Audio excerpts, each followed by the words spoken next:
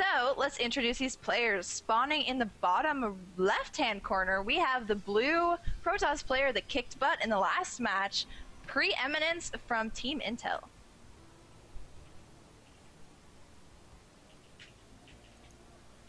And spawning in the top right-hand corner, we have our red Zerg representing Team Zynga, ShamWow. Oh, Dr. Zealot, I am very glad that this is not going to count toward our match casting this week. This is just going to be our fun match. We're going to cast it because we love StarCraft and we love casting and we love the practice, and apparently we need the practice at speaking. I just want to have fun with this one. Yeah. We were talking actually before the match with when we were looking at the games live earlier. We were talking with members of Team Zynga, and they were saying that ShamWow was gonna clean this match up. Oh my god. I think it is too funny when someone takes... Oh my god.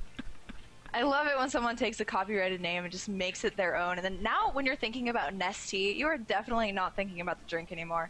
And that is how I think ShamWow is going to be here at the AHGL. Nobody is thinking about the little chamois that cleans up very effectively. We are thinking about the Zerg player. He does clean up attacks very effectively in StarCraft 2. That is very true. That's what he does. You can't really clean up an army, though, or an attack, because you really just leave behind a bloody mess that actually has to like, dissipate, pretty much. But doesn't it disappear in, like, 20 seconds or something like that? That's true.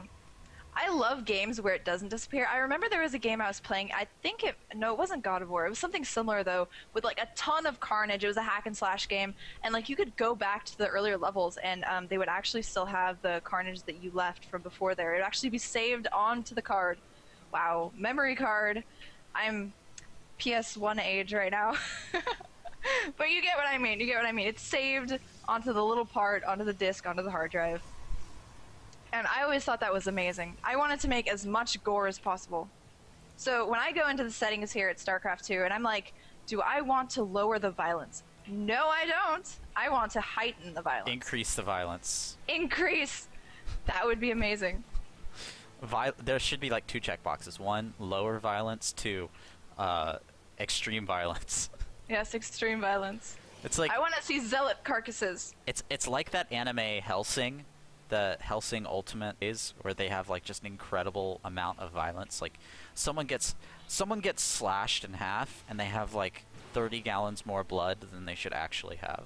Yes, that is absolutely amazing. And see, I said zealot carcass just a minute ago, but zealots get warped back to Ire when they die, don't they? Their souls? I think so. So all that is left is the armor.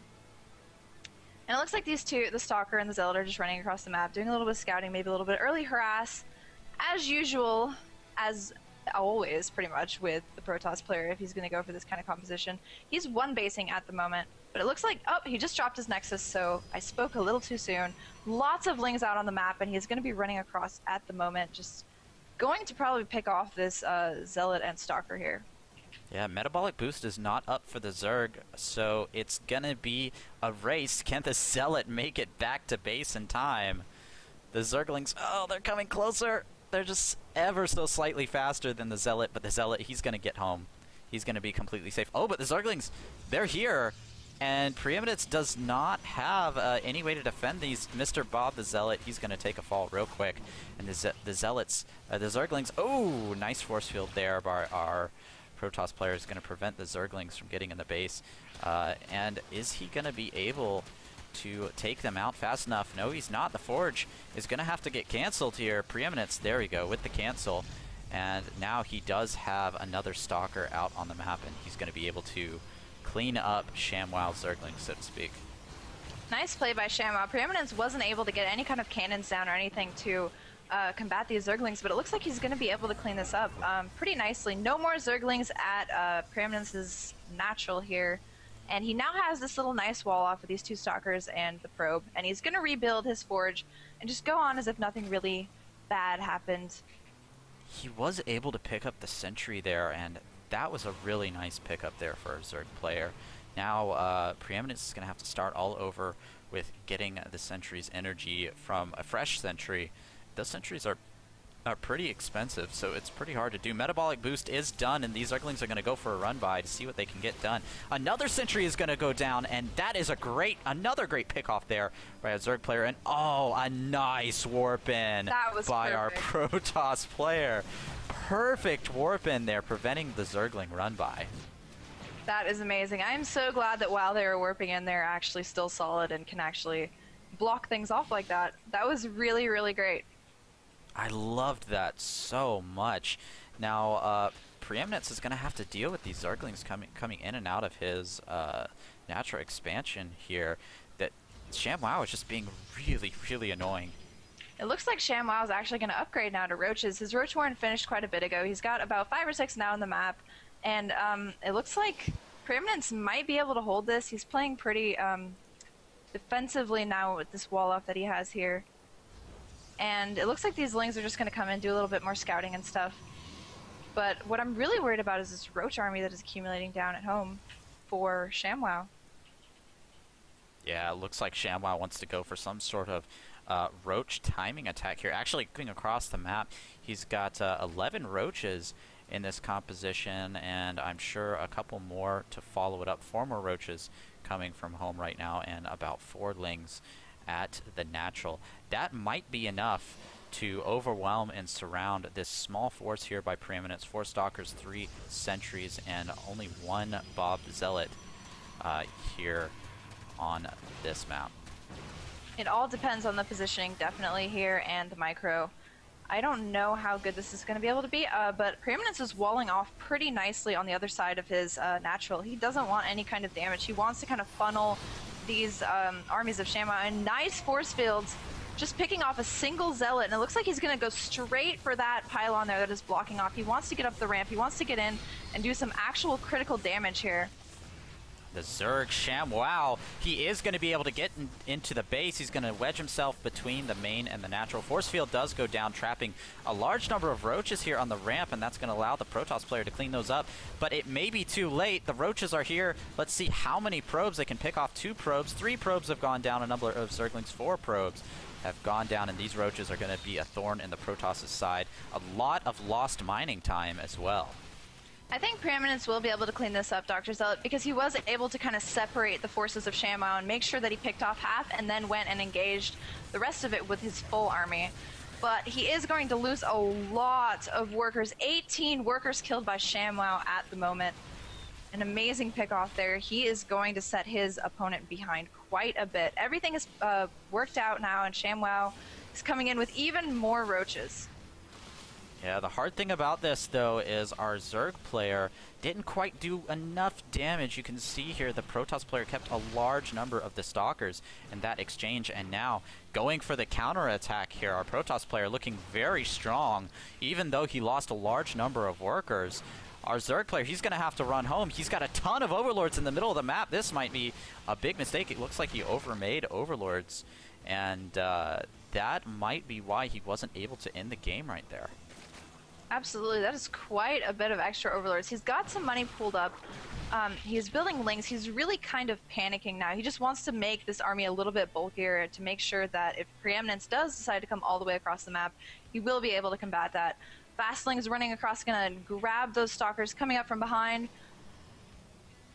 And he's just doing a run by, it looks like. He's not actually gonna go engage. Smart choice there by ShamWow. Just kind of scouting to see if he has any more bases. If he's just still on 2 bases, then ShamWow is getting economically ahead here with this 3rd that he hasn't yet saturated, but he's working on it. Blink is in production here for the Protoss player. Yeah, this one thing to note is that this natural does not have that pylon remade at that really critical point, so it's very vulnerable to run-bys, but even so, Preeminence has a number of Sentries and Stalkers sitting here at the front. The Zerglings are going to check the front, see what's up. One Zergling is going to take a little bit of a fall there. And yeah, just the Zerg player just trying to fill out his Protoss opponent. Absolutely. I'm actually going to start teching up now. He's got the Templar Archives. He is going to put a couple photon cannons down in the base. He wants to make sure that he's safe while he is doing whatever he is going to be doing.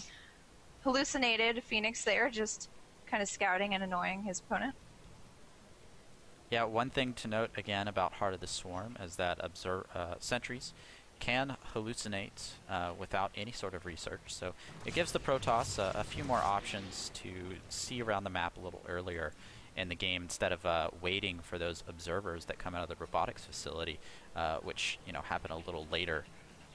So the Protoss no longer have that completely blind moment that you would expect from Wings of Liberty.